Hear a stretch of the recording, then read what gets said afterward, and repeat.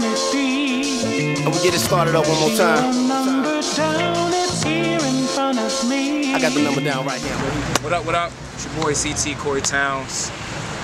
CoryTowns.com. Brand new endeavor, man. You know, it's the first ever interview for just CoryTowns.com. We outside Sigma Sounds, you know, we just wrapped up the Red Bull Music Academy Symposium, hosted by my OG Rich Medina. And if you know hip hop, I'm not talking about rap music, I'm not talking about, you know, crunk, I ain't talking about any of the subgenres, anything. If you know hip hop music, you know the gentleman to my left, TV man's right. You know what I'm saying? Good brother Phonte. What's going on? How you doing, man? Oh, you left me hanging on the camera. Oh, I didn't say I was looking at you. I'm sorry. The love ain't real. I gave him all this love. I'm sorry. And my man just was like, yeah, he was like, yeah, this me. I'm just so honored to be, you know, one of the first on CoryTowns.com. You know what I'm saying? It's about to be new Vlad TV, nigga. What you know? One can only hope. One can only hope. So, I mean, you know, we're kind of pressed for time. He's probably got to go out and say the world, you know what I'm saying, musically. Not me, bro. Not me, man. First, for everybody who's been sleeping under a rock for the past, you know, 10 years, just give them a little small background. Small kind of background. Started out 2003 with the group Little Brother, me, Big Pooh, and Ninth Wonder, out of North Carolina, Durham, North Carolina. Our first album, The List, in 2003. Second album, Minstrel Show, 2005. Get Back, 2007. Good God, I'm forgetting some. I'm leaving out a lot. It's also, the bridge version. Yeah, you're right. Also, member of Foreign Exchange, my partner Nicolay, my brother. He is. Me and him also run our company, Foreign Exchange Music, and our first album, Connected, 2004. Second album, Leave It All Behind, 2008. For which we received the Grammy nomination for our song Daykeeper featuring Musina. Then our third album, Authenticity, 2011. So, and now finally that led up to my solo album, Charity Starts at Home, which is out in stores now, just came out, and it's out now. And that's my first solo record out on Foreign Exchange Music right now. So in the Red Bull Symposium, you talk about the whole foreign exchange thing. You talk about, you know, kind of how that relationship worked in between you and Nicolay, who is a Dutch. He's Dutch. He's Dutch. He's from Holland. He's from Holland, yep. And you said you guys were working, you know, and making music and stuff like that in an age where there wasn't a Gmail, wasn't a Skype, wasn't a Tango, Oboe, any of that stuff. Kind of how did you guys make it work, and how do you kind of see, you know, the evolution of how people share music and make music now?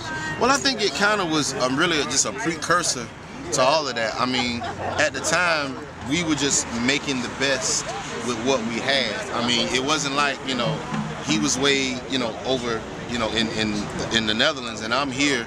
And so, you know, it wasn't like you was gonna call nobody. Like, that shit was expensive as fuck. So we just did what we had to do. So we just did all our communication through email. We would send tracks through Instant Messenger. We would, you know, do file sharing, like FTP stuff. We would do hard mail, like we sent hard stuff, you know, through the mail, just snail mail. So I mean, it was really just working with what we had, and which I think is the essential base of hip hop is about, you know what I'm saying? I mean, you walk into cats and, you know, they see they got the big studio and equipment and all that. And if you can afford all that stuff, it's cool.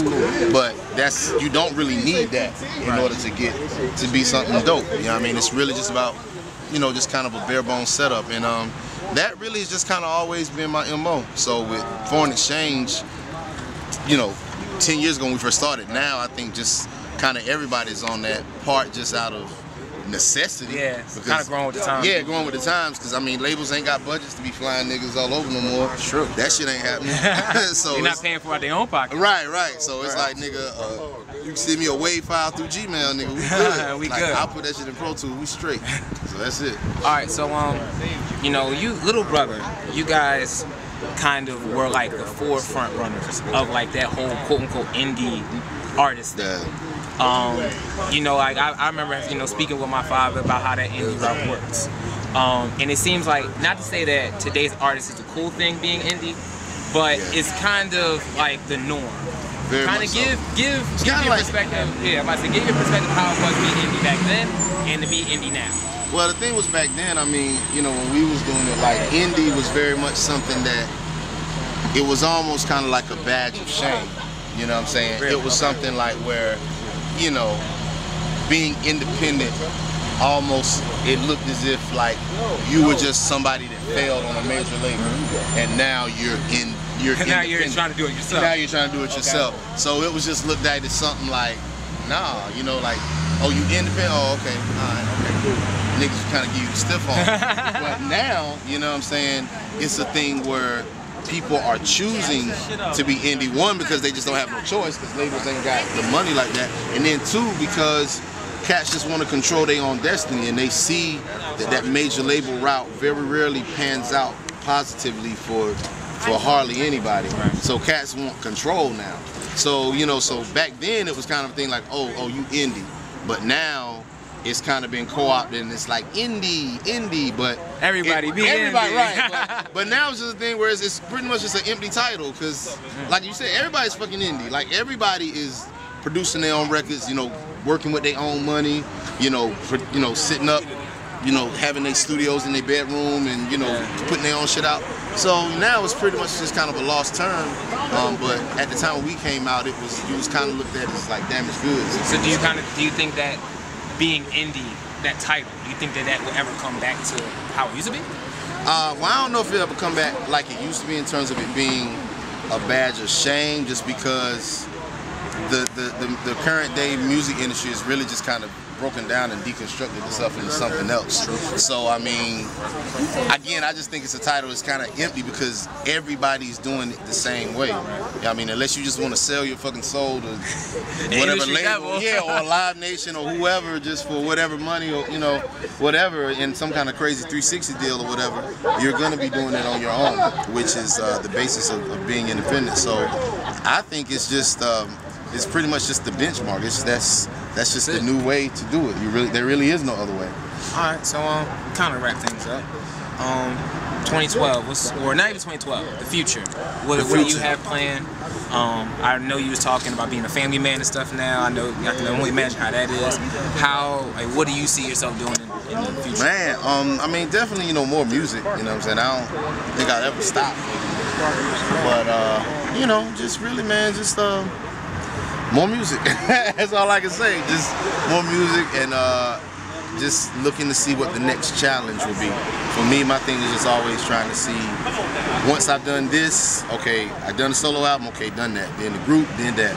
You know, did singing, okay, did that. Like now, so it's just always looking for the next challenge and just to progress. So once I know, y'all will know. Once I figure out what the next move is, I'll let y'all know. So most definitely we'll see. OG on CoryTowns.com. CoryTowns.com. One of the first ever interviews of CTxTV, man. You already know. It's Phonte. Tell them where they can find you. You can find me at theforeignexchangemusic.com. That is the hub for all things Phonte. Theforeignexchangemusic.com. To catch me on Twitter, it's just Twitter at Phontigalo. That's my name, PHONTIGALLO. And you can just hit me up and yeah, check out the music. Thank you so much for listening. I really appreciate it. Hit them up. You already know. CTxTV. I'm Cory Towns. Catch you next time. Do me like that, P. I just don't understand it, dog. Can't understand it. Oh, ladies and gentlemen, I want to welcome y'all back to the Minstrel Show. Thank y'all for tuning in. Y'all can be watching a lot of other stations.